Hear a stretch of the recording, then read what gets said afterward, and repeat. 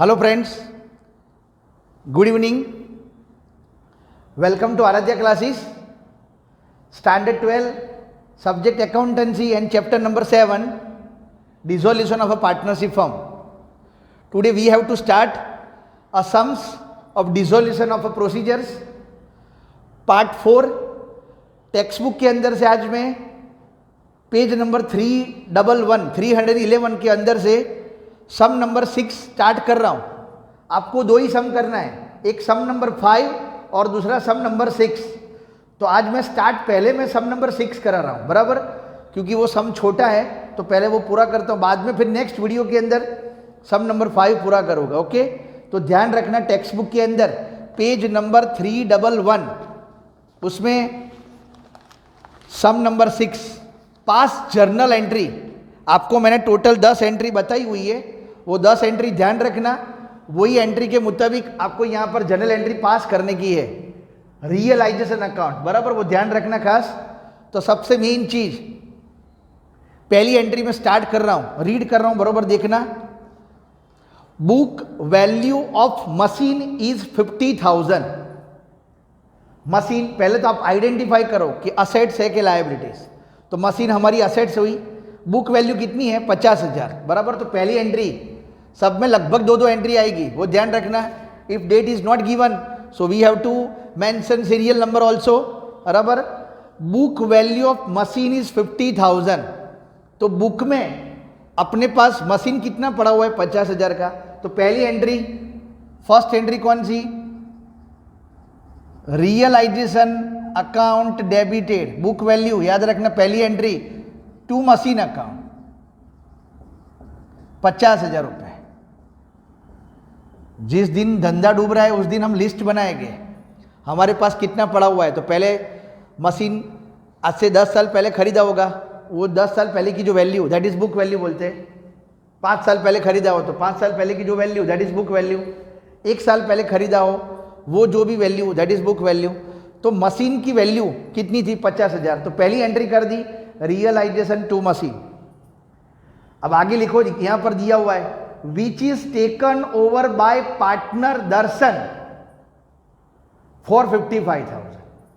कौन ले लेता है, देखो मैंने आपको वो जो 6 एंट्री पहले 3 एंट्री बताई थी असेट्स की, पहली एंट्री सेम आ गई, realisation to machine. Machine is taken over by the partner Darshan, Darshan ले लेता है. तो एंट्री क्या करने की आपको बताई थी, पार्टनर का नाम दिया हो तो पार्टनर का नाम लिखने का.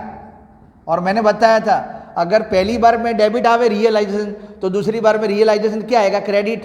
फिर भी मैंने जो आपको जनरल एंट्री का फॉर्मेट बताया हुआ है वो अच्छी तरह ध्यान रख लेना. Darshan is taken over by the assets machinery. तो एंट्री क्या आएगी, Darshan account debited to realisation. To क्या आएगा, रियलाइजेशन अकाउंट. 50,000 की मशीनरी कितने में ले लेता है दर्शन, 55,000 में. तो ये फर्स्ट एंट्री पूरी हो गई. जैसे ही एंट्री पूरी हो गई आप नीचे नरेशंस लिख देना, बीइंग करके. इधर जगह है नहीं, मतलब मैं नरेशंस लिखता नहीं हूँ, बराबर. आप लोगों को मालूम है कैसे नरेशन लिखना है. बीइंग करके पूरा क्वेश्चंस कॉपी मार देना तो भी चलेगा. उसके बाद second number, partner Bimal has accepted to pay bills payable of ₹15,000. तो बिल्स पेएबल अपनी लायबिलिटी हुई, समझ लेना. तो लायबिलिटी की पहली एंट्री मैंने बताई थी, सन्ड्रीज लायबिलिटी टू रियलाइजेशन, बराबर. तो सन्ड्री लायबिलिटी में नाम लिखा हुआ है, कौन सा नाम है, बिल्स पेएबल. तो bills payable account debited to realisation, ये पहली एंट्री मैंने करी 15,000. अब ये लायबिलिटी को कौन पेड करता है, उसको चुकाने की जवाबदारी कौन लेता है, पार्टनर बीमल. लिखा हुआ है हैज एक्सेप्टेड, तो उसकी एंट्री क्या करने की, ध्यान रखना. जो रियलाइजेशन पहली बार में क्रेडिट आया तो दूसरी बार में क्या करने का, डेबिट कर देने का.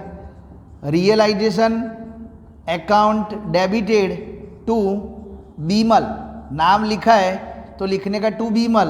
अमाउंट में कितना लिखने का, यहाँ पर 15,000 रुपये.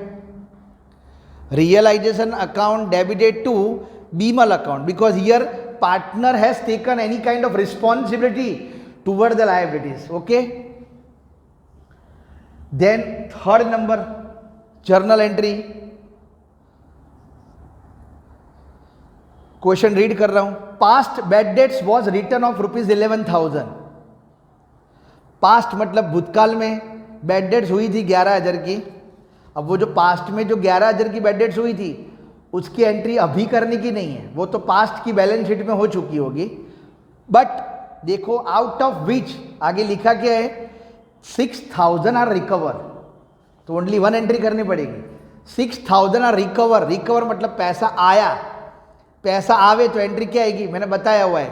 असेट्स रियलाइज मतलब पैसे आवे तो एंट्री कैश आई, cash account, cash in bank account debited to realisation, बराबर। पैसे आ रहे, ध्यान रखना ओनली एक ही एंट्री होगी, कैश कम्स इन तो cash and bank account debited, बराबर, and to realisation account 6,000 rupees. फिर एंट्री नंबर 4, ये भी ध्यान रखना, ये भी मोस्ट इंपॉर्टेंट पॉइंट है। Book value of sundry assets is 2,70,000, बराबर, ध्यान रखना।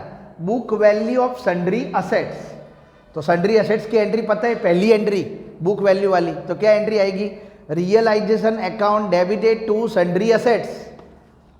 चौथा नंबर की एंट्री ध्यान रखना,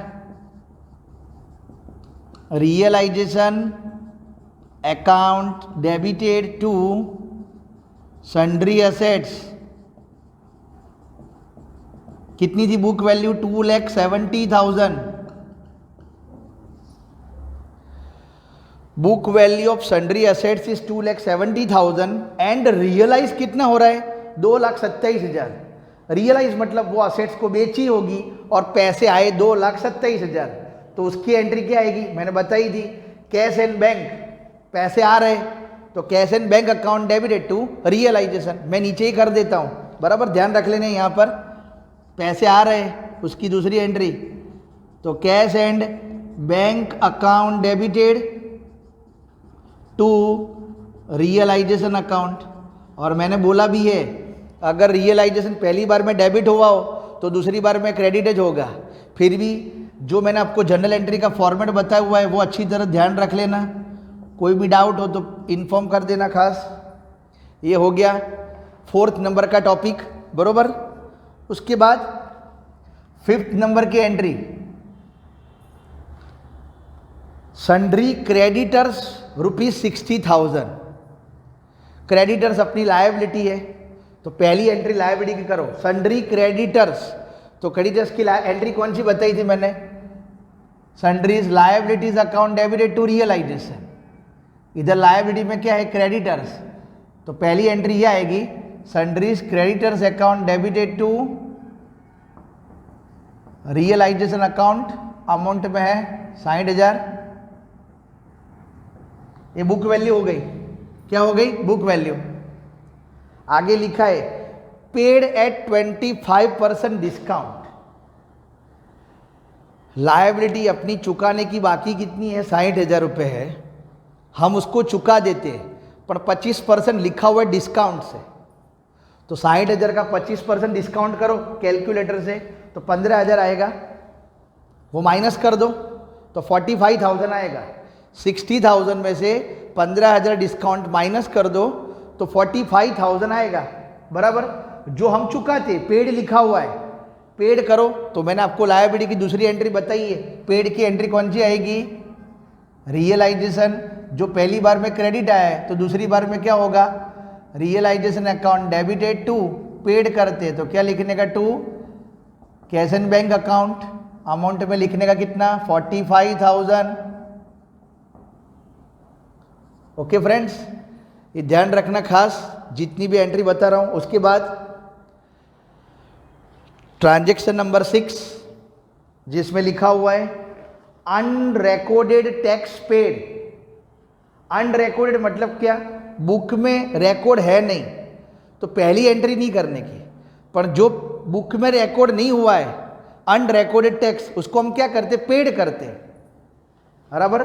मैंने आपको लिखाया था वो 7 नंबर की एंट्री याद करो, dissolution expense are paid by the firm, तो मैंने एंट्री लिखा ही थी realisation account debited to cash and bank, same चीज। लायबिलिटी बुक में है नहीं, बराबर, पर उसको क्या करना है, पेड करना है, तो सेम एंट्री क्या आएगी, realisation account debited to cash and bank. मेरा फॉर्मेट ध्यान रख लेना, एंट्री गोखने की जरूरत भी पड़ेगी नहीं। रियलाइजेशन अकाउंट डेबिटेड टू क्या लिखा है, जो टैक्स अनरिकॉर्डेड है, अनरिकॉर्डेड टैक्स को क्या करना है, पेड करना है। पेड करेंगे तो पैसे जाएंगे as per the rules of the account. आपको पता ही होना चाहिए यहाँ पर debit what comes in, credit what goes out. पैसे जा रहे हैं मतलब टू कैश अकाउंट बताने का। देन ट्रांजेक्शन नंबर 7 जिसमें लिखा हुआ है डिसोल्यूशन एक्सपेंस पेड ₹5,000। इधर भी देखो वही जाया, डिसोल्यूशन एक्सपेंस अपना खर्चा है, खर्चा हम क्या कर रहे हैं, चुका रहे, तो सेम एंट्री आएगी, सेम एज 6 नंबर। तो realisation account debited to, payment कर रहे हैं यहाँ पर तो to cash and bank, amount भी कितनी सेम टू सेम, यहाँ पर 5,000 ही है, बराबर। और लास्ट ट्रांजेक्शन नंबर 8, बराबर। तो फिर भी वीडियो के अंदर जो भी एंट्री बताई अच्छी तरह ध्यान रखना तो आपको आ जाएगा, बराबर। और लास्ट 8 नंबर का transaction, goodwill is not disclose in the books. देखना बुक में गुडविल नहीं है, मतलब पहली एंट्री नहीं आएगी जो हम बुक वैल्यू की करते हैं, क्योंकि लिखा हुआ है गुडविल बुक में है नहीं, बट लिखा है but 20,000 realise from sale of it at the time of dissolution. कितना रियलाइज हो रहा है, 20,000 पैसे आ रहे, तो बराबर एक एंट्री करने की, रियलाइज कितना हो रहा है 20,000, तो ये अमाउंट एंट्री आएगी cash and bank account debited to realisation, to realisation. ध्यान रखना लिखा हुआ है goodwill is not disclose in the books. अगर डिस्क्लोज होता तो मैं एंट्री करता, तो कौन सी एंट्री करता, पहली entry realisation account debited to goodwill, ऐसा करता, टू क्या करता गुडविल, पर इधर लिखा हुआ कि goodwill is not disclose in the books, but after that बराबर रियलाइज 20,000 रुपीज, तो एंट्री है यहाँ पर आएगी कि पैसे आ रहे हैं, तो cash account debited to realisation. याद रखना खास, जब भी बुक में कोई भी असेट्स हो तो पहली एंट्री कंपलसरी याद रखना रियलाइजेशन टू, वो जो भी असेट्स हो वो असेट्स का नाम लिखना पड़े। जैसे असेट्स को हम बेचते हैं तो पैसे आएंगे तो cash and bank to realisation. अगर ये असेट्स कोई पार्टनर ले लेता है तो पार्टनर का नाम टू रियलाइजेशन, बराबर। सेम चीज लायबिलिटी, बुक में लायबिलिटी हो तो पहली entry liabilities to realisation, book में हो तो। अगर वो लायबिलिटी को हम पेड करते हैं तो realisation to cash and bank, और अगर वो लायबिलिटी को पेड कोई पार्टनर करता है तो रियलाइजेशन टू पार्टनर्स कैपिटल, बराबर। इस तरह से 6 हो गया। 7वां नंबर का टॉपिक डिसोल्यूशन एक्सपेंस। अगर डिसोल्यूशन एक्सपेंस फर्म पे करती है तो realisation to cash and bank. अगर डिसोल्यूशन एक्सपेंस पार्टनर पे करता है तो रियलाइजेशन अकाउंट डेबिटेड टू क्या आएगा, पार्टनर्स कैपिटल अकाउंट, बराबर। तो फ्रेंड्स यहाँ पर ये टेक्स्ट बुक में से सम नंबर जो 6 था वो मैंने यहाँ पर पूरा कर दिया, ओके। अब नेक्स्ट टाइम नेक्स्ट वीडियो के अंदर बराबर सम नंबर 5 जो बाकी है वो मैं पूरा करूँगा, ओके। Thank you.